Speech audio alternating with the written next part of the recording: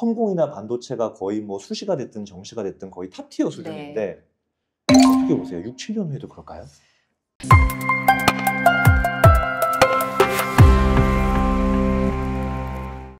네, 안녕하세요. 입시의 신개념 대체학본론의 최동선 소장입니다. 안녕하세요. 유주미입니다. 네, 소장님 우리 그 상담을 하고 네. 설명회를 하다 보면 막 그런 거 있잖아요. 앞으로 좀 뜰 학과 추천해달라. 네. 물론 네, 대학도 네. 중요하긴 하지만 네네. 그러면 사실 저는 좀 난감한 게 그냥 단순히 뭐 취업이 잘 된다, 아니면 뭐 전문직으로 갈 수 있다 이런 것도 중요하지만 우리 아이들의 어떤 적성, 성향, 그렇죠. 그다음에 좀 강점이 있는 과목 이런 것도 되게 중요하잖아요. 네네네. 그래서 일단 오늘은 좀 학과 얘기 이런 거 음. 좀 해보면 되게 재밌을 것 같은데 네네. 일단 유 소장님은 최근에 뭐 이과 먼저 얘기해보자면 네. 어떤 학과들에 대한 얘기들을 좀 많이 하게 되세요? 아무래도 부모님들은 이제 아직은 현재 인기인 컴공이라든가 반도체, 즉 계약학과에 대해서 많이 문의는 하시거든요. 맞아요. 그래서 그 부분에 대해서 조금 얘기를 하는 게 사실 컴공이 최근에 가장 탑에 드는 그렇죠. 학과잖아요. 근데 기존에는 예를 들어서 2010년에는 그렇게까지 인기가 있었던 건 아니기 때문에 그때 들어간 학생들이 오히려 지금 혜택을 보는데 만약에 지금 들어가서도 계속해서 혜택을 볼 것이냐 이에 대해서 조금 고민은 해볼 필요가 있다라고 말씀은 드리거든요. 그렇군요. 저희가 이제 얼마 전에 이렇게 소장님들하고 또 저희 네. 학원에 이제 전공 컨설턴트, 뭐 현직이나 대학원에 계신 분들, 박사과정 계신 분들 좀 그런 부분에 대해서 얘기를 하다 보니까 네, 확실히 산업의 사이클이라는 부분이 그렇죠. 우리 학과를 단순히 지금 내가 들어가는 게 음. 중요한 게 아니라 내가 졸업 후에 또 남학생들 같은 경우에는 뭐 그렇죠. 군본부 이런 변수들이 있기 때문에 그렇게 하고 나서 최소한 6, 7년 후에 산업 구조가 어떻게 진화할 그렇죠. 것인가 네. 이거를 고려하지 않으면 그 사이클상 항상 내가 들어가면 하얀 곡선을 그렇지. 타는 그런 경우들이 있는 것 같은데 그러면 지금 당장은 말씀하신 대로 컴공이나 반도체가 거의 뭐 수시가 됐든 정시가 됐든 거의 탑티어 수준인데 어떻게 보세요? 6, 7년 후에도 그럴까요?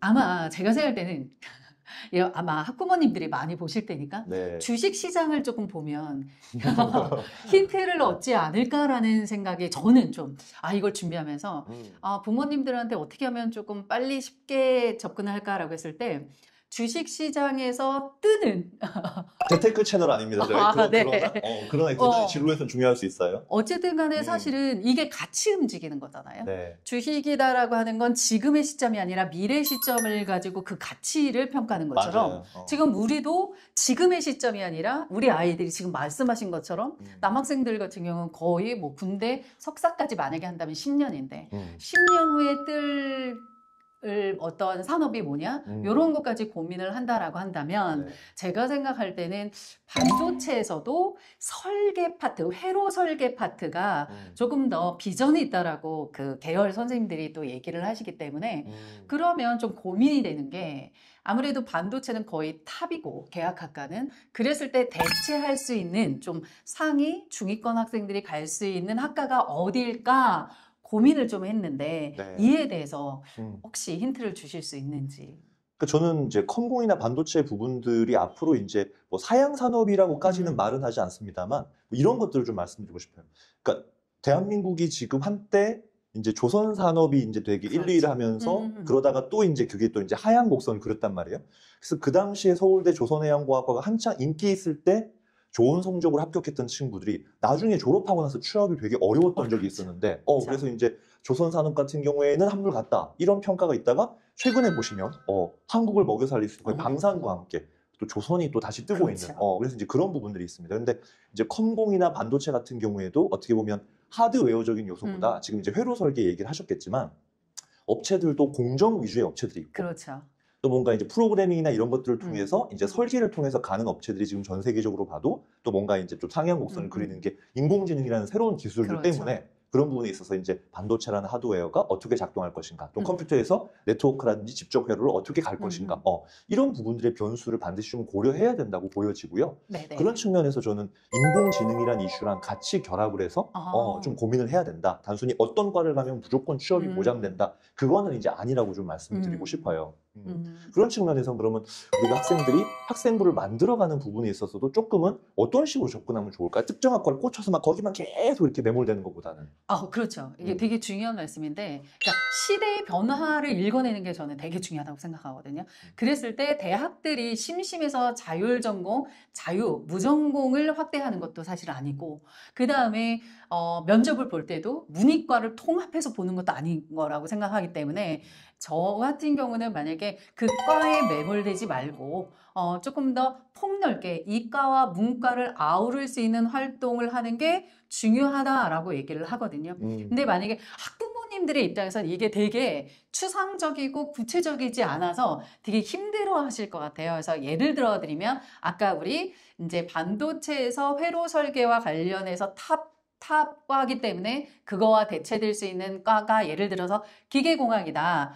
또는 전기전자 또는 전자공이다라고 했을 때 전자공 안에서 조금 더 지금 말씀하신 것처럼 다른 활동들을 추가하면서 가는 게 조금 더 맞지 않을까라는 생각이 듭니다. 네. 그래서 아까 이제 산업 구조 얘기하셨는데요. 저는 이제 앞으로 시기적인 딜레이는 이루어질지 모르지만 거스를 수 없는 대세는 결국 두 가지라고 보거든요. 하나는 AI고요. 그렇죠. 그렇다면 AI로 뭔가 완전 대체가 이루어질 수 있는 그런 산업 분야가 있을 것이고, 그게 아니라 오히려 AI라는 도구를 활용함으로써 지금보다 훨씬 더 업그레이드 될 수 있는 산업 분야가 있단 말이에요. 네네. 그 부분에 초점을 맞춰야 될 필요가 있고, 하나는 친환경이잖아요. 네네. 그럼 이를테면 예전에 내연기관 중심의 어떤 시스템이라든가 아니면 화학공학처럼 석유화학 산업을 기반으로 하는 그런 산업 같은 경우에는 타격을 받지 않을 수가 없다. 그렇죠. 냉정하게. 이건 현직자들도 실제로 좀 말씀하시는 부분이거든요. 네네. 그래서 이런 어떤 두 가지 대세와 관련해서 발전할 수 있는 여지가 있는 학과 또는 그 부분에 있어서 조금 데미지를 받을 학과, 이거를 구분하시는 것도 좋을 것 같고, 방금도 얘기하셨지만 이제 올해 그 연세대 같은 경우에도 이제 서울대 고려대보다 더 자율전공 학부를 확대하는 이유가 네. 이런 부분에 있어서 명확하게 어떤 과를 찍어달라는 누구도 할 수 없는 그런 대단히 조심스러운 부분이기 때문에 학생이 뭔가 다양한 학문에 대한 그런 경험을 쌓아서 본인이 좀 그렇죠. 이제 끌고 가라는 어떤 그런 주도성을 측면에서 또 올해 또 이제 연대 자전이 되게 많이 네. 이제 모집을 하죠. 지난번에 그렇죠. 그 영상에서 하셨던 것처럼. 네네. 그런 측면으로 접근하면 어떨까 싶어요. 그럼 만약에 지금 되게 이슈가 아까 AI 또는 데이터 관리, 그래서 만약에 데이터 과학 또는 데이터 사이언스 학과를 지원하는 게 사실 전체적인 흐름상에서는 유망학과일 것 같아요. 부모님들은 그걸 딱 그래도 찍어주기를 바라실 것 같아서. 찍어주세요. 그래서 이제 말씀을 이제 드리면 예를 들어서 데이터 과학이나 데이터 사이언스 학과가 아무래도 유망일 거고, 그쵸? 그러면 이과를 가기 위해서는 이과나 문과 모두 다 지원이 가능한, 예를 들어서 오히려 무전공을 통해서 들어가는 것도 하나의 방법이다. 이렇게 또 생각을 해도 될까요? 네. 그리고 그 연세대학교 27 전형 계획에 보면 그 아마 아실 거예요. 응용통계학과라고 연세대학교가 있고, 그러니까 연대랑 고대는 기존의 통계학과가 문과 소속이었어요. 그렇죠. 서울대랑은 다르게. 그런데 연세대가 한 가지 이제 변화를 준 게 응용통계학과를 자연도 아닌 인문도 아닌 통합 계열로 이제 모집을 시작하면서 심지어 논술에서도 과학 제시문을 보는 방식으로 그렇죠. 좀 복합적으로 갑니다. 그럼 이건 이제 방금 소장님이 말씀하신 것처럼 뭔가 데이터 사이언스 분야를 강화할 것이고 이과 문과를 딱 이렇게 재단하듯이 가는 게 아니라 그 부분에 있어서 뭔가 데이터 분석 능력을 가지고 그렇죠. 미래의 다양한 학문이나 산업 분야에서 응용할 수 있는 인재를 뽑겠다, 저는 그런 취지로 보고 있거든요. 그래서 기존의 문과 친구들 중에 좀 수리적 역량이 있다면 저는 응통도 되게 괜찮은 것 같아요. 네, 저도 강추입니다. 고대 통계도 그렇고, 네. 건대도 그렇고, 아직까지는 또 문과로 이렇게 되는 것도 있으니까. 그러면 좀 이제 그것도 한번 여쭤보고 싶어요. 뭐 이런 부분에 있어서 이제 좀 더 이제 디테일한 부분을 알고 싶다면 저희 또 이제 설명이나 상담을 통해서 이제 개별적으로 좀 더 이제 디테일한 조언을 드릴 수 있는 건데, 어쨌든 또 소장님은 교육대학원 또 출신으로서 제가 여쭤보고 싶은 게, 아이들 저 상담하다 보면 이제 학령 인구 감소로 인해서 사범대나 교대는 끝났다, 또는 교대만 몇 등급도 합격했다, 이런 이슈들 때문에 분명히 교직이나 이런 부분에 있어서 매력을 느끼거나 적성 흥미를 느끼는 친구들도 막 포기해야 되나? 돌려야 되나? 이런 걱정들을 하더라고요. 정말 사범 교육 계열은 그냥 폭망일까요? 어떻게 생각하세요? 우리가 오늘 이제 처음부터 시작한 것 중에 하나가 지금 시점에서 보면 안 된다. 미래 시점에서 바라봐라. 이게 사실은 우리의 화두잖아요. 근데 저는 지금이 기회인 것 같아요. 저평가됐다? 네, 저평가됐다. 왜냐하면 사실 뭐 어떤 산업이든 인구 감소에서 타격을 받는 거는 마찬가지인데 제가 생각할 땐 그래도 아주 옛날부터 지금까지 이어오는 그 교육이라고 하는 것의 중요성은 제가 볼 때는 그쵸? 동서, 고금을 막론하고 중요하다고 생각을 하기 때문에 이 교육이다라고 하는 거는 계속 지속될 거고, 그런데 지금 오히려 이제 뭐 이렇게 다져지는 시기이기 때문에 좀 저평가되는 시점이라서 저라면 아무래도 이거에 대해서 적성이 있는 학생들의 경우는 저는 지금 이쪽으로 충분하게 관심을 가지셔도 저는 굉장히 유망할 거라고 생각을 합니다. 네.